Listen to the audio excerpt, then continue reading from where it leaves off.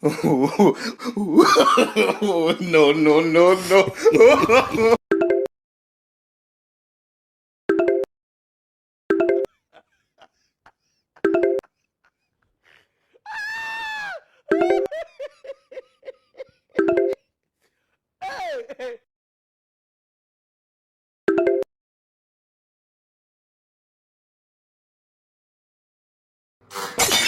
Dissolve!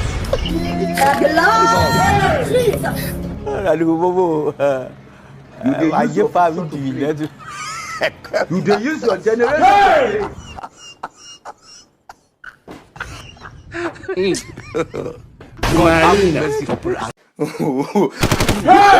No, no, no.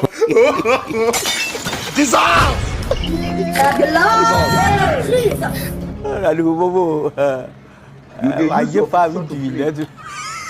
You dey use your generation.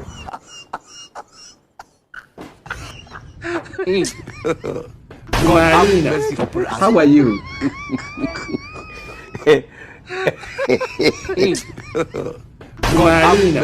How are you? How are you?